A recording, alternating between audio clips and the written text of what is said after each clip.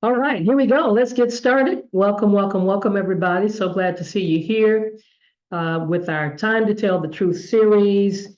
We have just been commissioned to do this series, get this content out on various different subjects that we've been doing. I think this is our fifth or sixth session. And so just a little bit of who I am. For those of you that don't know me, my name is Dr. Rosalind Shaw. Everybody calls me Dr. Roz.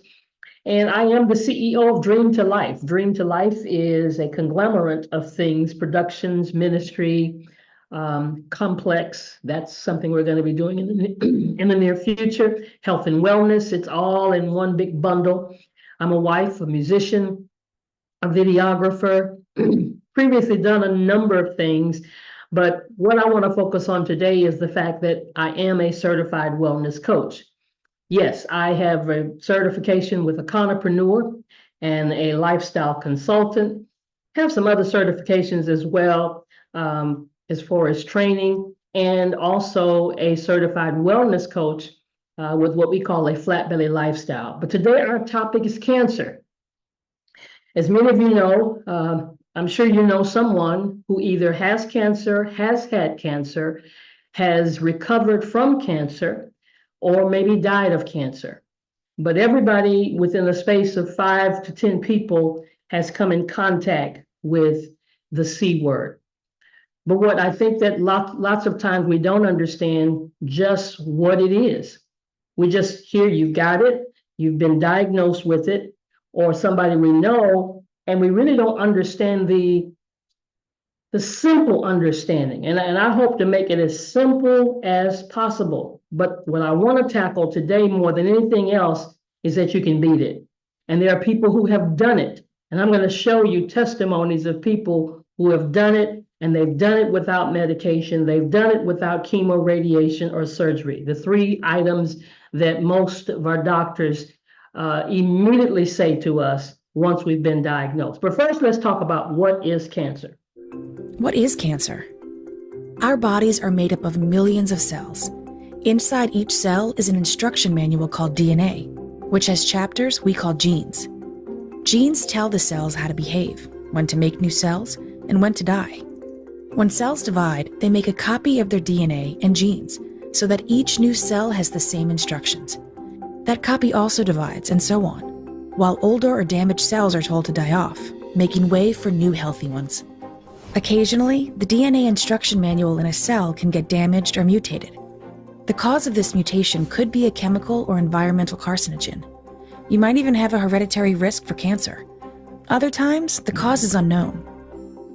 While healthy cells are trained to listen to signals for when to grow, divide, and die, cells with mutated DNA sometimes ignore your body's signals. These rogue cells continue to divide unchecked. This is how cancer starts. In some cases, the cancer stays put and is localized. In other cases, the cancer spreads or metastasizes.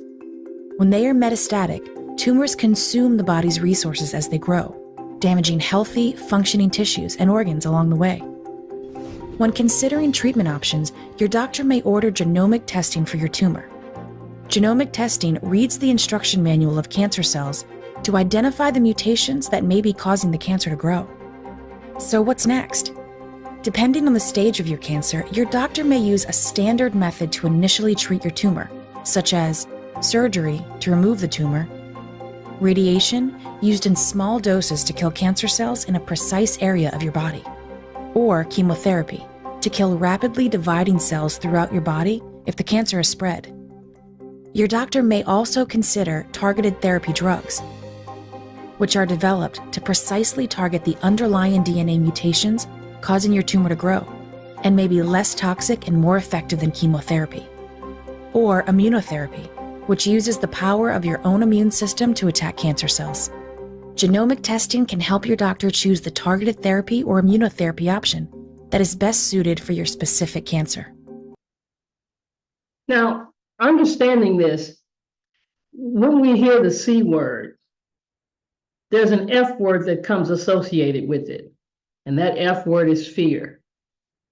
Now, it's one thing to talk about this, and maybe if you've never been diagnosed with it, but it's another thing when it comes to your door, come to your house.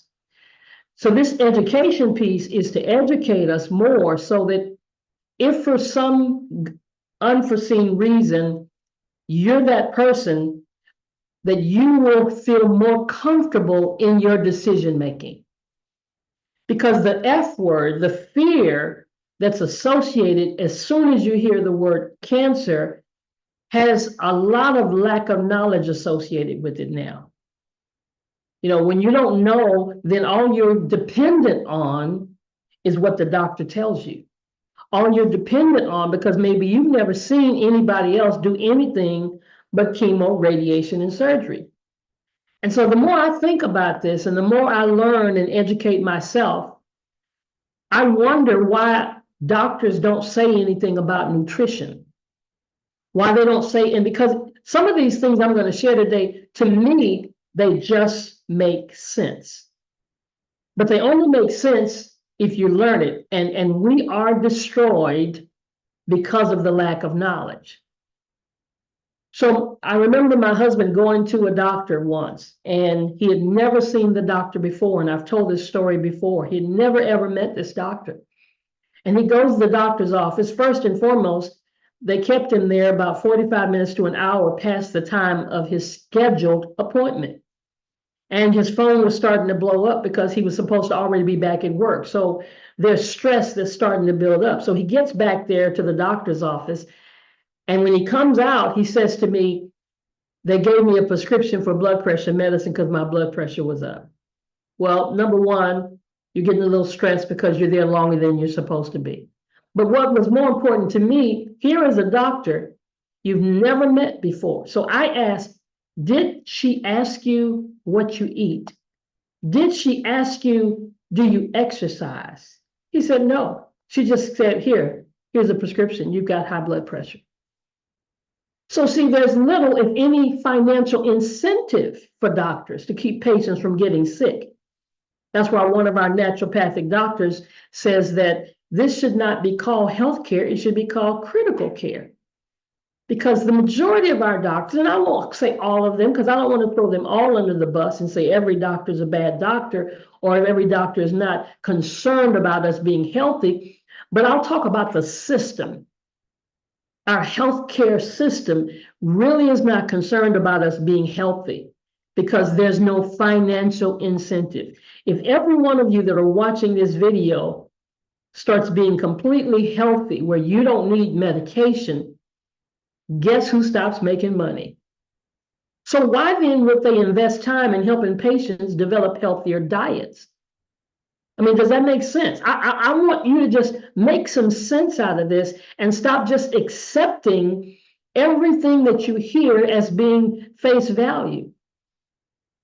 Nutrition, according to McWhorter, this was an article that I saw on the internet February 24th, 2023, not too long ago, is not really reimbursable. High cholesterol? Here's a pill. If you've ever had this experience, you're not alone.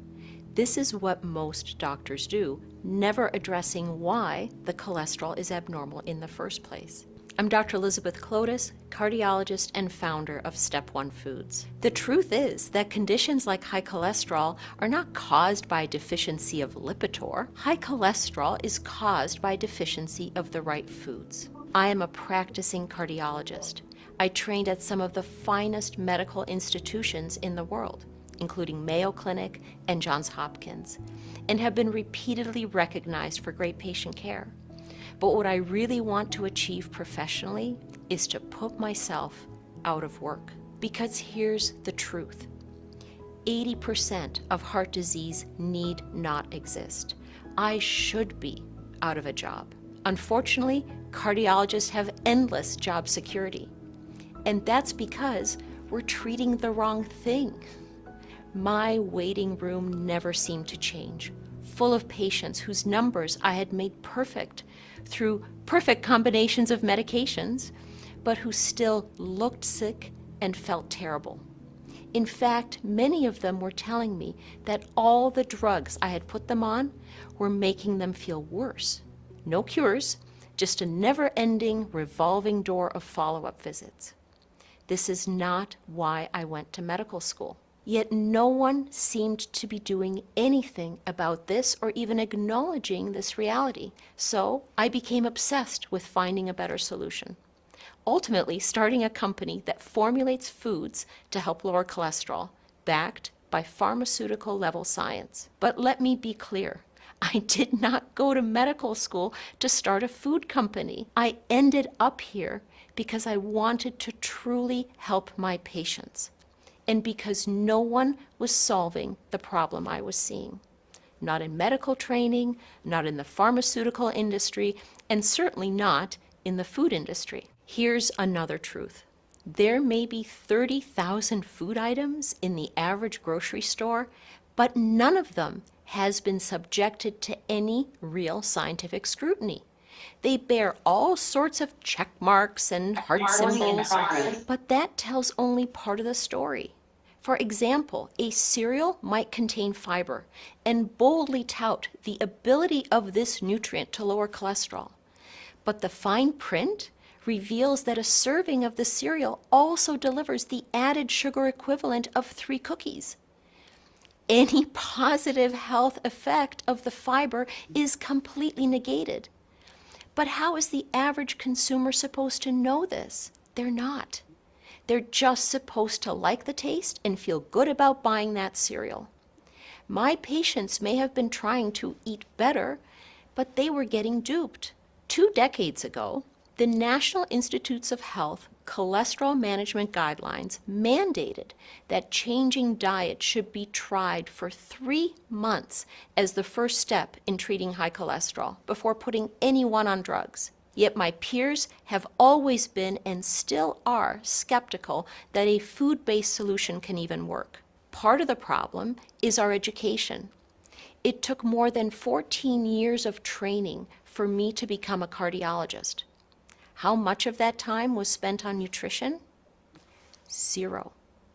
I had to learn about nutrition on my own time and out of my own interest. I got plenty of instruction on which patient to put on which drug and at what dose.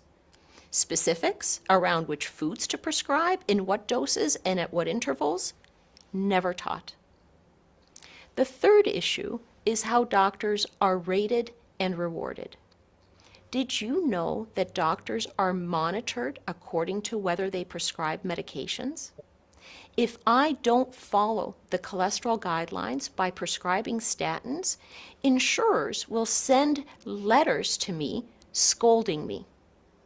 If I don't talk to you about the cholesterol-lowering effect of walnuts and oat bran, nobody cares. Physicians even get paid more when a drug is prescribed. A medical encounter that generates a prescription is considered more complex, which qualifies for higher reimbursement. In contrast, if a physician uses some of the very limited time with patients to talk about antioxidants and omega-3 fatty acids, they get nothing more. Here's the one thing I want every patient to know.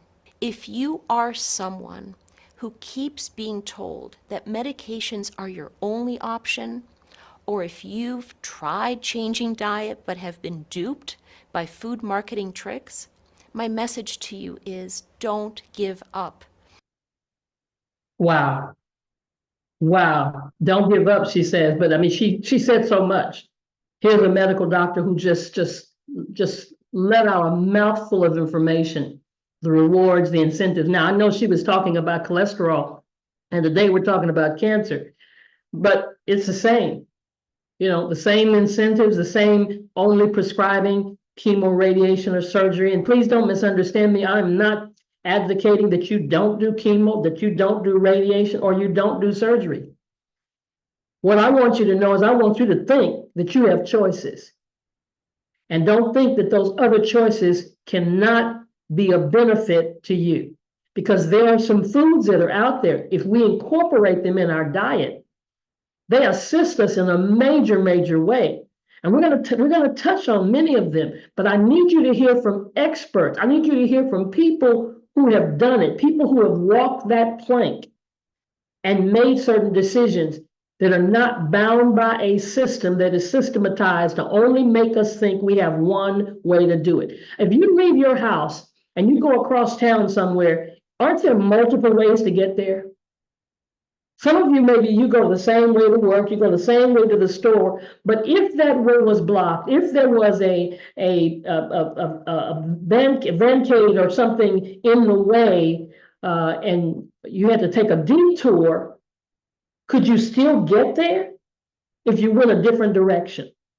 Same way it is for these sicknesses that we're being told there's only one way to do it. Dana, by what doctors have told you, you have 4 years to live. So they've been giving me a total of 8 years, like around 8 to 10. So I'm 4 years into the 8, but I don't believe them.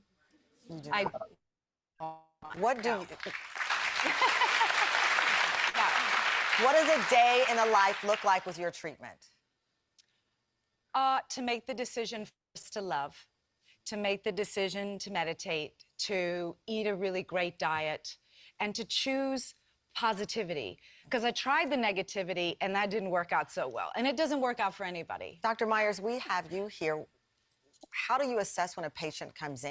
And I'm not asking you to judge Dana's decision because we have to live our lives the best way we can. But when a patient comes in, what do you advise if they want a holistic approach?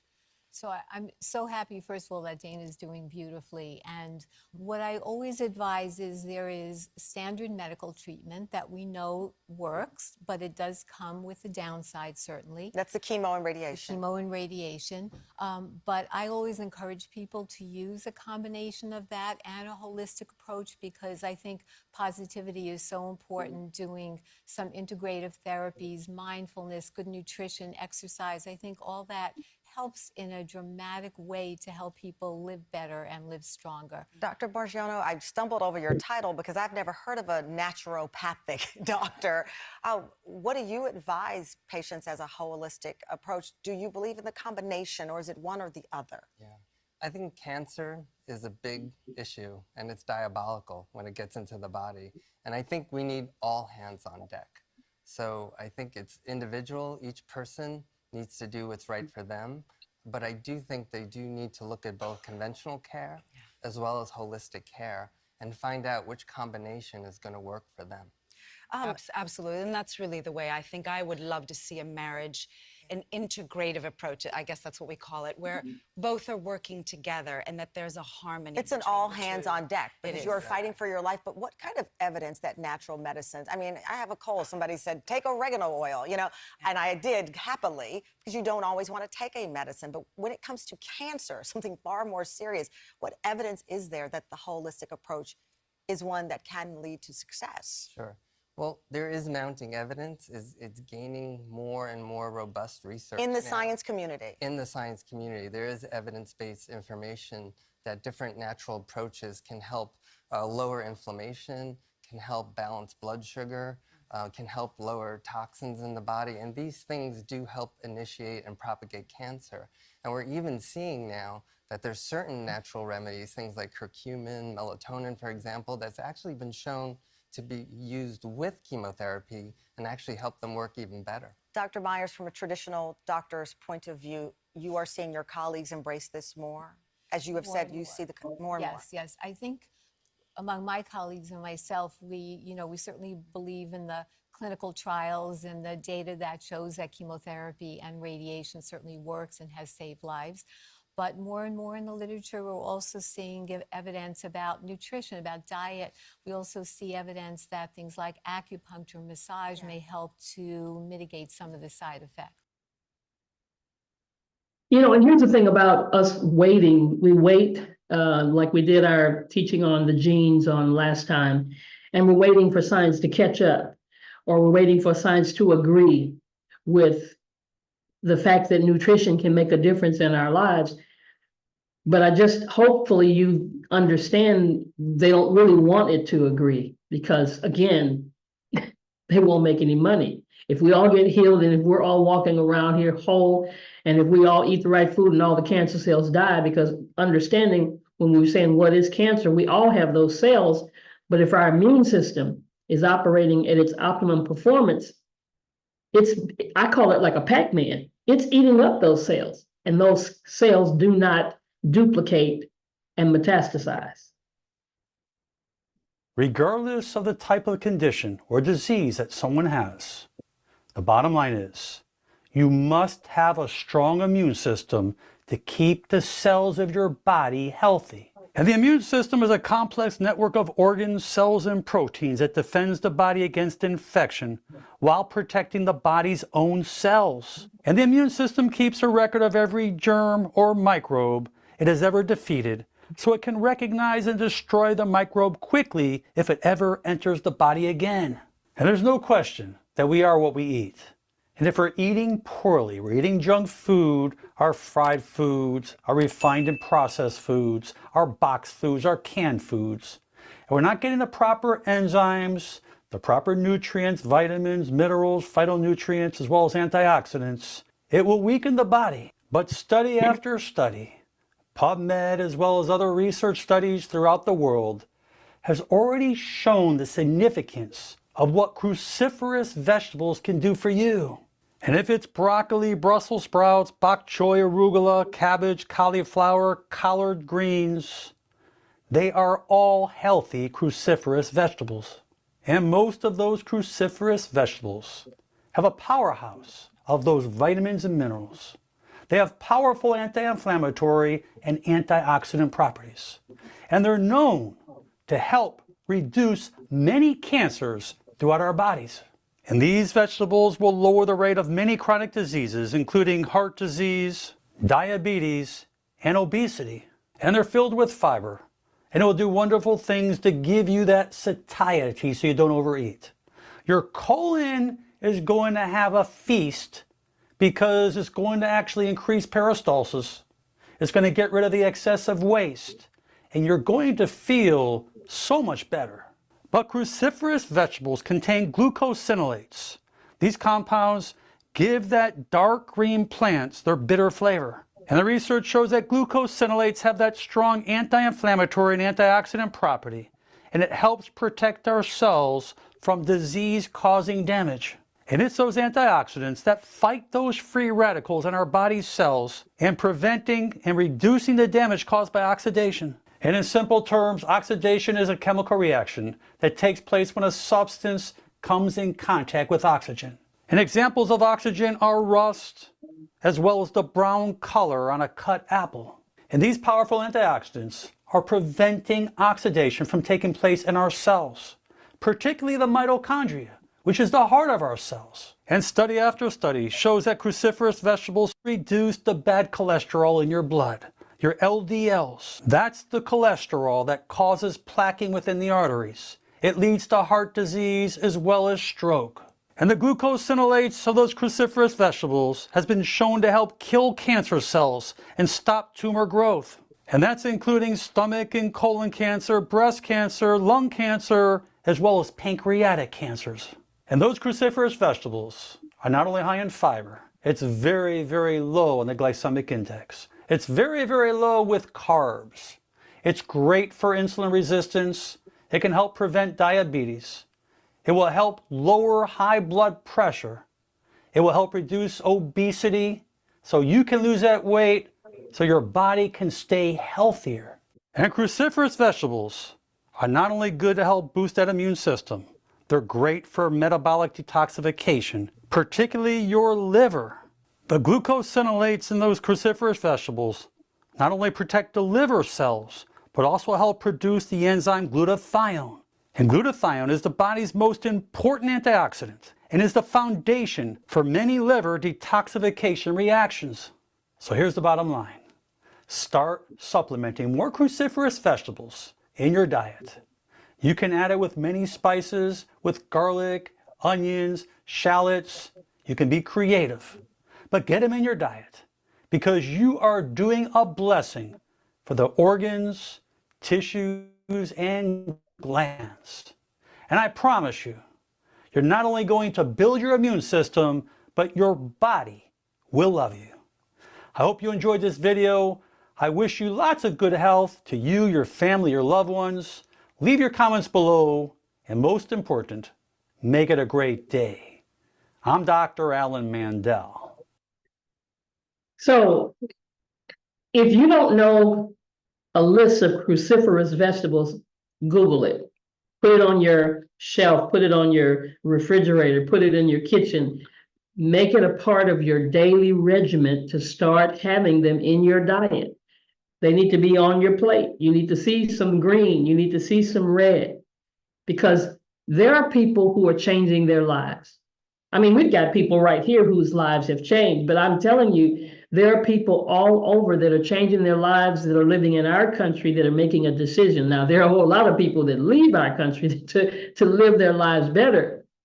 But if you're living here, I want you to be encouraged today. If you're watching this and you've been diagnosed, or maybe it's been in your family, and I'm gonna repeat it again, don't let your genes become your destiny.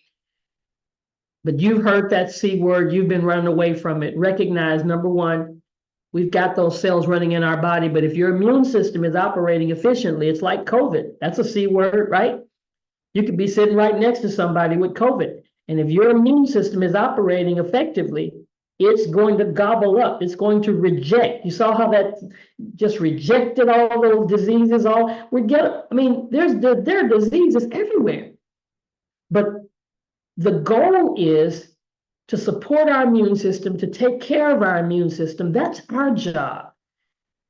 And you know, me being a minister, oftentimes I hear people say it over and over again, you know, I'm gonna just go to the prayer line and God's gonna heal me. And yes, God is the God that healeth thee.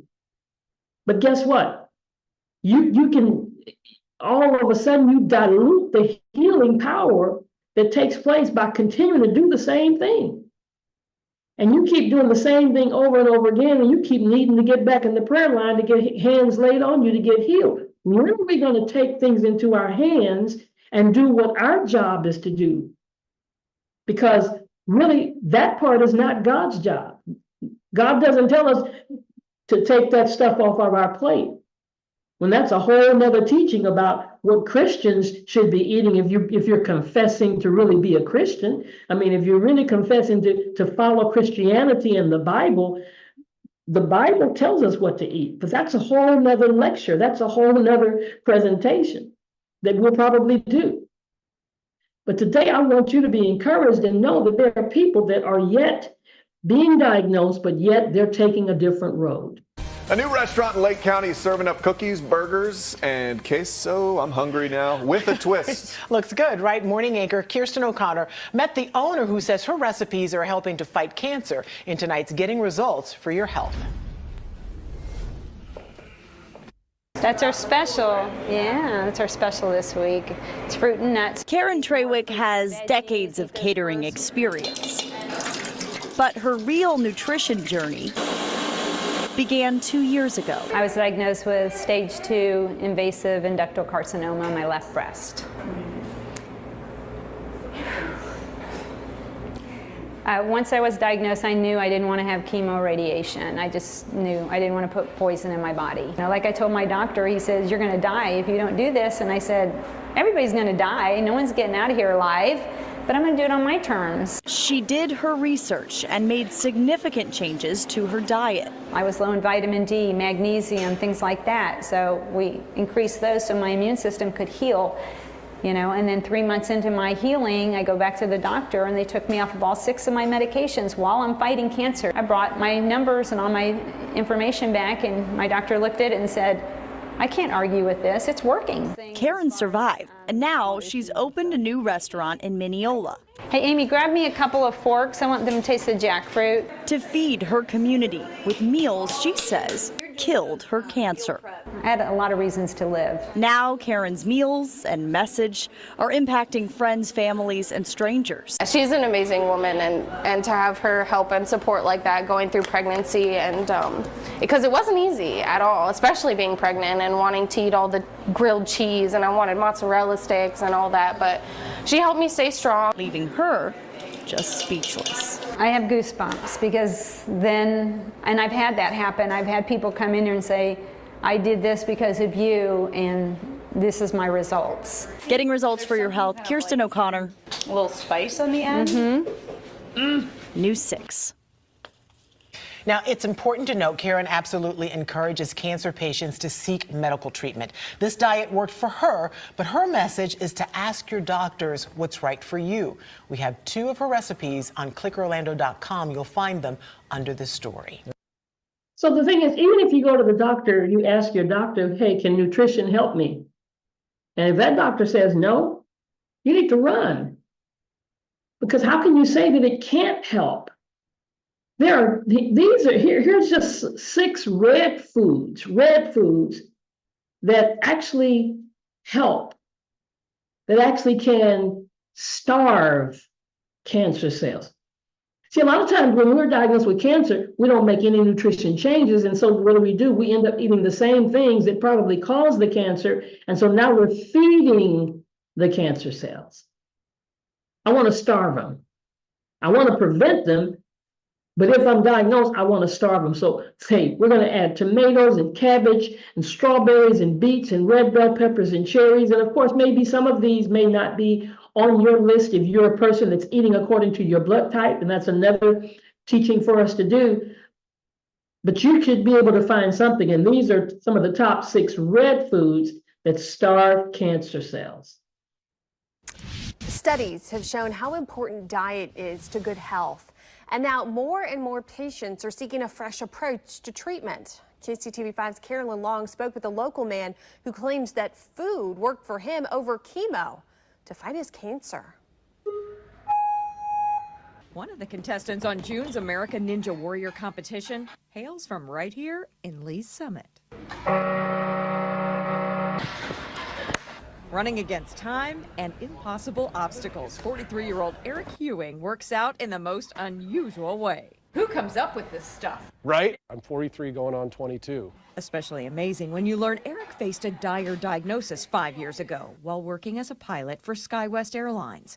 A mole he had removed from his stomach came back as cancerous.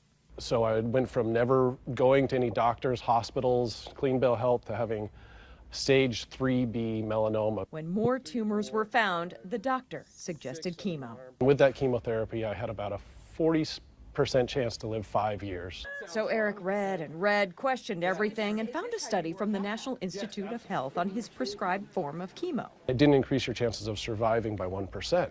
So Eric kept digging and finally decided to forego the conventional treatment method and try a more holistic approach, using food as medicine. I went guns a-blazing into Gerson therapy. Gerson therapy is unproven and extremely controversial within the medical field. The treatment shifts the focus from destroying cancer cells to nurturing the healthy cells. Eric even flew out to San Diego to take a class on it. It's eating whole plant-based foods and juicing 13 times a day for 2 years. It's a full-time, demanding commitment developed by Dr. Max Gerson in the 30s. It floods the body daily with nutrients through 15 to 20 pounds of organically grown fruits and vegetables. In addition to 3 plant-based meals per day, you can see Eric here in his kitchen filling his prescription for 13 glasses of fresh juice each day. So every hour on the hour, from the time that you wake up till the time you go to sleep, you're making a juice. And you do that for 2 years. So that means quite an investment in an industrial strength juicer, and it also means no more dairy, meat, sugar, alcohol, or processed foods. It's a very, very stringent, strict diet, and many people couldn't, unless they had this discipline, they couldn't stick with it. But it works very, very well for most people. Dr. David Clark is the naturopath Eric has worked with locally for his supplements.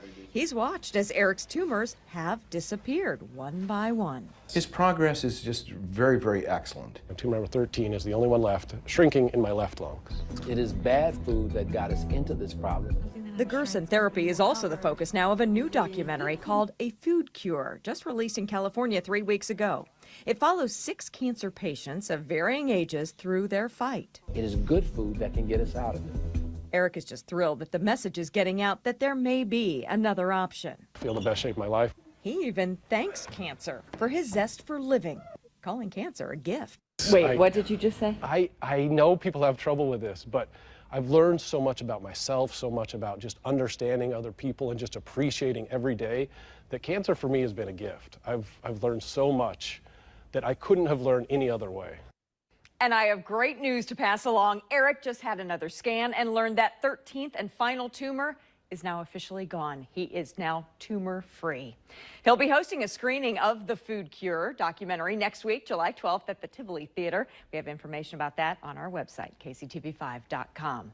Carolyn Long, KCTV5 News. Amazing, amazing. I just heard a testimony from one of our kind of family members of a brother who was diagnosed with cancer, went in the hospital, was told by our naturopathic doctor to find the first exit out the door. He chose to follow that, followed his process and procedure, and has already moved up his levels of cancer already. He is no longer diagnosed as stage 3. He's down to stage 1. The tumors are dissolving, just like this brother here. I'm telling you, it's amazing. Foods cancer patients should avoid: cold hot dogs or deli lunch meat, dry cured, uncooked salami, unpasteurized milk and milk products, soft cheeses made from unpasteurized milk, smoked fish, deli prepared salads, refrigerated pâté, unwashed fruits and vegetables, unpasteurized fruit juice or cider, raw alfalfa sprouts, raw or undercooked beef, raw or undercooked shellfish, like oysters, sushi and sashimi, soft-boiled, over-easy, and poached eggs, foods made with uncooked eggs, like raw cookie dough. Be sure to like, comment. Amazing, amazing. There's so many things that I've been listening to and hearing people talk about and understanding more and more. You've got options, guys. You've got options. And I want you to feel comfortable with those options. I don't want you to walk in fear and live in fear because of being diagnosed with cancer or having a family member being diagnosed with cancer. It doesn't have the last say so. But we've got to educate ourselves to the point where we feel comfortable in making a decision that may go against what the medical system tells us to do. Dr. Ornish showed that a plant-based diet and lifestyle program could reverse the progression of prostate cancer. And he found that men's bloodstreams on the diet were almost 8 times better at suppressing cancer cell growth. Other studies have shown that prostate cancer may be sensitive to diet even after it metastasizes and may prolong survival and even cause remission of bone metastases in men with advanced prostate cancer. Researchers hypothesized that it was too much saturated fat, too little fiber, and too much meat that may be the biggest players in tumor promotion and progression. But we don't have a huge amount of scientific evidence for other cancer reversals on a plant-based diet. But we do have countless stories and anecdotal evidence. So let's hear as Dr. Milton Mills shares some of these stories.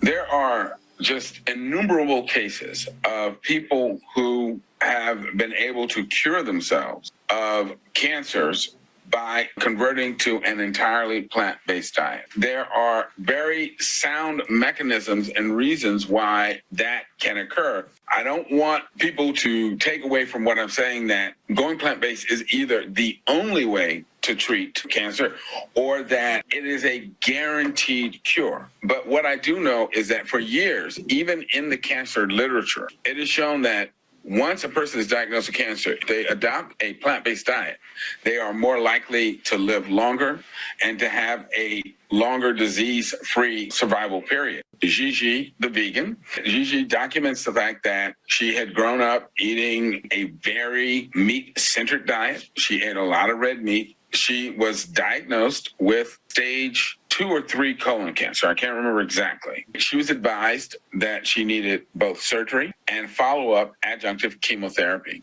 Instead, Gigi looked into what actually caused her disease. She realized that having that meat-centered diet was part of the problem. And to make a long story short, she converted to a purely vegan diet, no animal products whatsoever, no meat, no eggs, no dairy. For the first 6 months of that diet, she was completely raw. She said over that 6-month period, not only did her CEA tumor markers go down to 0, but then her follow-up CAT scan showed that the tumor had regressed The doctor was so incredulous, he wanted to do a follow-up colonoscopy. And the colonoscopy that had initially diagnosed her colon cancer, they had stained that cancer with a dye in preparation for the surgery. When they went back in, they saw where the dye was on the wall of the colon, but there was no longer any tumor. By doing this plant-based diet, that tumor completely regressed.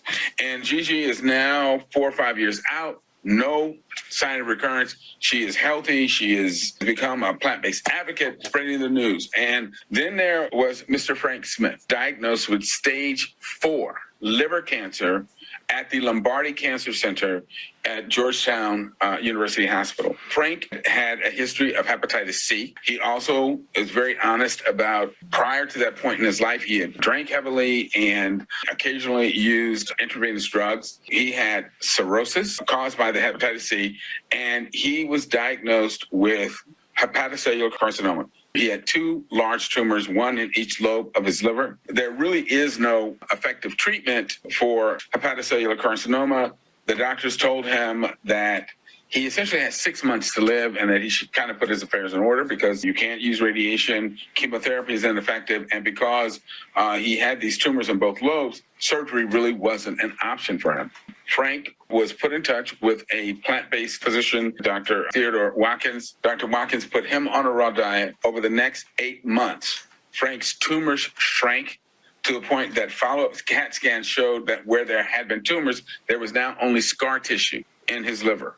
After the liver cancer completely resolved, he then took the medication Harvoni, was cured of his hepatitis C, but this is the part that is really amazing.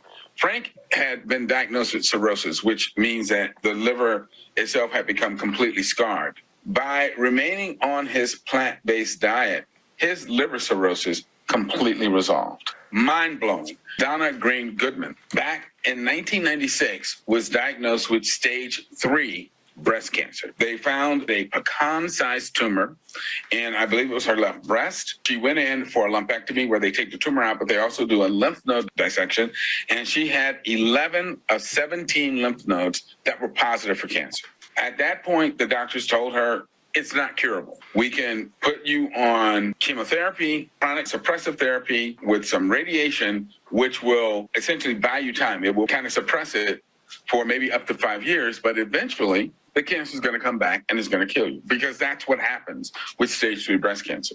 She went to see at least 2 other cancer physicians who told her the same thing. Now, the important and interesting thing about Donna was that Donna had been lacto-ovo vegetarian her whole life, and she still developed this breast cancer. There's a very good reason for that because there's so much estrogen in dairy products and in milk that it almost certainly promoted the development of the cancer in her body. And she then decided to become 100% vegan. She was raw for like 6 to 7 months. Over that time period, her tumor markers went down to 0. She has been cancer-free since 1996. That is, without question, a phenomenal cure. Donna, after eliminating all animal foods, dairy, eggs, but she also said that she had come across information that caffeine is very active in breast tissue. And she said all of her adult life, she had had fibrocystic disease in her breast. Once she eliminated the caffeine, that went away. And Donna is still alive, healthy. This is just a remarkable and astounding cure. But again, I think it's very consistent with what we know about the ability of plant foods to help heal our bodies once we, one, stop the dietary insults that are inflaming and driving the cancer. But then there are so many compounds in plant foods that are actually directly toxic to cancer cells. Thank you so much for. Instead of us eating the foods that are toxic to that we're eating that are toxic to us, we need them to be toxic to the cancer cells. That's pretty powerful. Testimony after testimony after testimony. Guys, are you getting this? Are you getting this? I mean, if you haven't been diagnosed, why won't we incorporate these foods to prevent us from even getting cancer? Important foods to cure cancer. Look at this list. This is just some of the foods. And he's mentioned all of these same testimonies are mentioning the same things over and over and over again. Garlic and mint and berries, carrots and grapes and fatty fishes and broccoli, leafy vegetables, green tea, tomatoes, turmeric, ginger. I mean, let's take note of this. Why not? Why wouldn't I try it? I'm just not into any more thinking that I want the chemicals in my body. All right, a local breast cancer survivor now inspiring others in her journey to recovery. And joining us now with how she battled back is health anchor Liz Bonis. Liz. Hey guys, good afternoon once again. She did a lot of it with diet. Maria Adkins, who you see here, has had quite a journey to recovery the past few years. But as a registered dietitian, she knew her body needed healthy foods to fuel healing. So today she shares with us what's on her personal menu. She had all the traditional treatments and is now cancer-free. I was diagnosed with breast cancer December 23rd, 3 years ago. But much of her medicine and recovery came from her working knowledge that food is medicine. Maria Adkins is a registered dietitian who says she always ate healthy foods, but now I eat even healthier. Maria Adkins recently became a peer support dietitian at the Recovery Center of Hamilton County. She now teaches others about the benefits of the foods she learned helped her battle back. It makes me feel a lot more in control of my life personally, and I feel like I can help others even more, because I have a story, that I didn't have before. When I asked about her favorites, a plant-based diet, lower in fat, and fast foods tops the list. So what are these things that you said are your groceries of the week? Well, I mean, like, if you haven't tried this, you got to try it. Oh, that is good yogurt. Isn't it good? Yeah. Her day often starts with yogurt. I encourage a lot of pro and prebiotics because our brain and our gut are, connected. From there, her proteins are often plant-based as well. Nuts, for example. Walnuts, almonds, whatever. She also tries to include flax seeds with good oils in them. I put this in my coffee. Oats, blueberries, salmon, greens, and beans are also on her list. She cooks mainly with olive oil whenever possible, and still believes that adding a lot of colorful fruits and vegetables adds a lot of healing goodness. As for those who've taken her classes here, I feel like nutrition is a very big part that could make a benefit and improve the body, the mind, and the soul. She is so right, isn't that true? Yes. not every one thing works for everyone, but I want to tell you that I got stuck inside over the weekend because it was snowy. So I want you just to smell this first. Doesn't that smell amazing? Bread, right? So yes, this is honey whole wheat. I smell sweet. Really honey whole wheat flaxseed bread. If you're brave enough to try, I know it's And like you a little made this? I made this, I'm so from scratch, impressed. and it's a rapid yeast, rapid rise. Just grab a piece, you can have it. And just if you take a bite, whole piece? yeah, sure. Okay. All right. It's not like banana bread. It's more like a bread, but it's a little sweet, doesn't need butter. And what you do is instead of your traditional bran, or you can just substitute flaxseed for some of it. And people often say, how do you use flax seeds? And if they're ground, they'll go right in it like that, I have to tell you. So you didn't use a bread maker or I did not anything? use a bread maker. I did not use a mix. I Wow. literally just put the flour with the flaxseed and the honey and the yeast and let it rise. Excellent. I'll eat the rest with dinner. All right, good deal. I mean, I hate to sound like Oprah, but I love bread. I do too. Thank you for the healthy bread. I don't worry about eating it. And I just wanted to get the smell. Absolutely amazing. So now let's talk about cancer-causing foods. And we touched on this in our part one. So if you didn't see our part one concerning this, and even we talked about how the FDA and how these other World Health Organizations determine what's carcinogenic. We talked about that in part one. We also talked about how long it takes for them to determine it. By the time they determine it, how many people are going to die? In our lifetime, they have told us we've learned that certain foods and certain things in our atmosphere and things that we do in our workplace weren't cancerous. And then 10 years, 20 years down the road, we find out that they are. But here's some foods that we consume on a regular basis. White flour, pickled foods. I'm not talking about if you pickle them yourself because you know what you're putting in them, but when you buy them in the store, they're so much more acidic. And the whole thing about fighting cancer and beating cancer is to have an alkaline body. Smoked and processed meat. It's listed, guys. It's listed on the list of carcinogenic foods. Carcinogenic, the chemicals inside of them, the nitrites that are inside of them. Look at the World Heart Association, the World Health Organization. You can see it's already listed. If nothing else happens from you listening to this, at least when you walk in the grocery store, you second think, you take another thought process before you reach and grab the salami and the bologna and the sausage. At least you won't put as many of them in your basket, maybe. Alcohol, farmed salmon, canned foods. I know, I get it. It's easier to buy. Do you understand they make it easy for us to live unhealthy? They make it very easy because it's $3, $4, it's $4. They put the sodas on sale. You get 2 of the 16 ounces now. Potato chips, they got them all in one big box for our kids, and we're doing this as parents. We are doing this to our children. That's why the statistics are saying that they're going to have colon cancer and all these different cancers at a much earlier age. People are being diagnosed with cancer at a much earlier age because they're growing up eating all of this. We live in a fast-paced society, so we want the popcorn. We're not going to the movies to get it, so we get it at home and we stick it in the microwave. And then alcohol. We're back and you're watching News Channel 3 live at 9 in Health News this morning. Can you heal cancer and other devastating diseases with nutrition? Well, there's tons of research out there that indicates that you actually can. But the best testament to the power of nutrition is one who's done it. 15 years ago, Memphian Chris Wark was diagnosed with stage 3 colon cancer, and he opted out of chemotherapy and cured his disease with food, then started his Chris Beat Cancer movement and attracted millions of followers. And finally, you've written a book, a physical book. Finally. Thank you so much for doing that. You're welcome. So, and you're not, last week you were number 3, like immediately after it was out, you were number 3 on Amazon. Where are you now? That's right. The book came out last Tuesday, and shot up to number 3 of all books on Amazon, which is pretty insane. Yeah, that is incredible. So Pretty Chris, nuts. for those who don't know, why nutrition? Why did you decide to opt out of chemotherapy, radiation, and say nutrition is the way?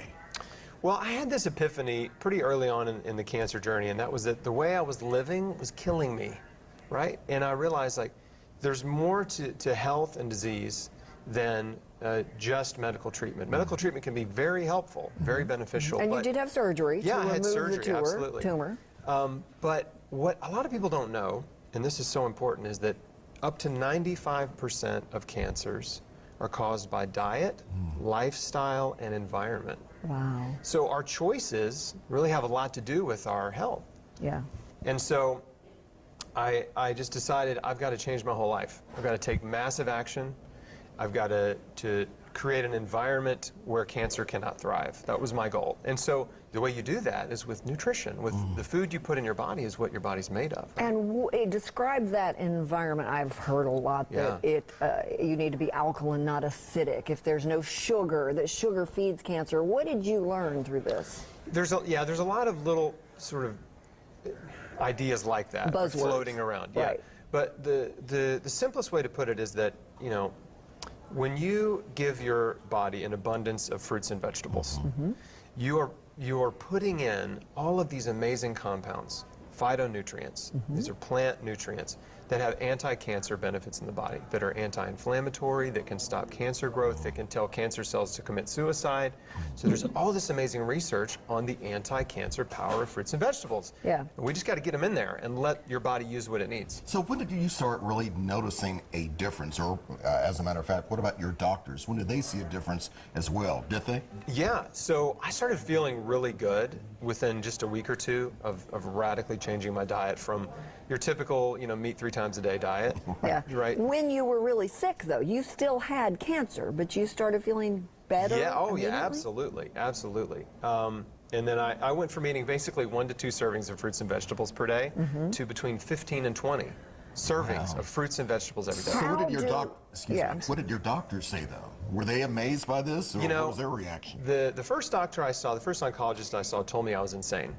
Okay. Yeah. So I didn't go back to him, but I found another one who supported me, an integrative oncologist, and he supported me and ordered my blood work, ordered my scans, and just monitored my progress, for years.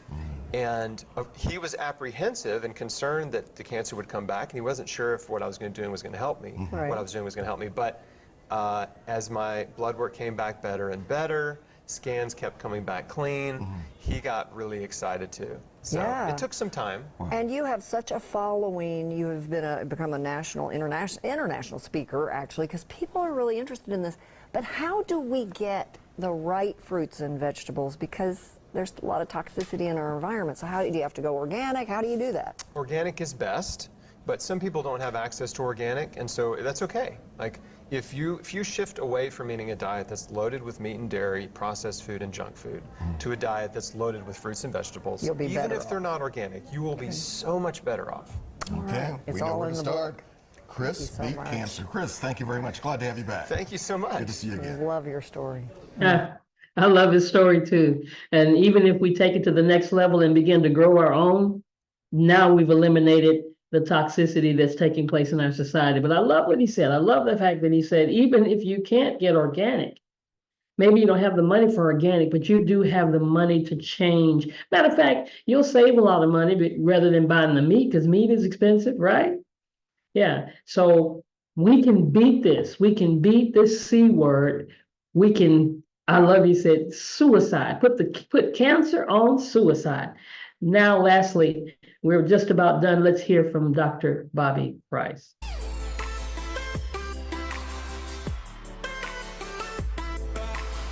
The healthiest version of you is the highest version of you, bar none. Like, that's the best version of you. And so, like, people strive in the areas of wealth, people strive in the areas of getting the lady or man they want, but we're not striving to be the best physical version of ourselves. And, you know, we just need to do better with that in our community. What would you do if you had cancer? If I had cancer, I would immediately get out of America, because this is a stressful environment, and stress does, you know, cause cancer to exacerbate.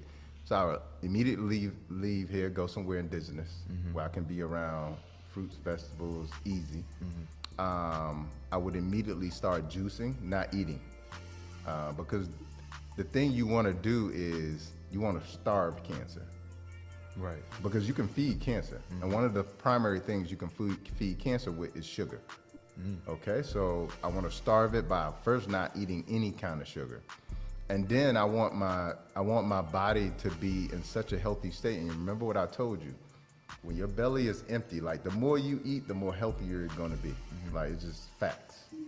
And so I'm gonna juice a lot so I can keep my body in a rested state, so it can use all of the energy it would be breaking down food with to heal, regenerate, and repair.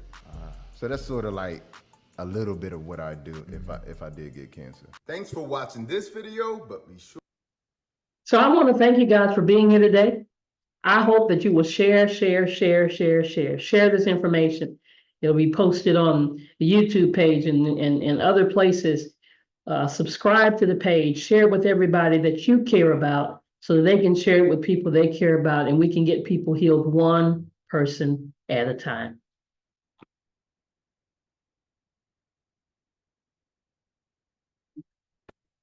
Absolutely amazing information. I'm telling you, it's fantastic. And we're going to keep doing it. It's time to tell the truth. And when you find the truth, then you ought to share the truth with somebody else.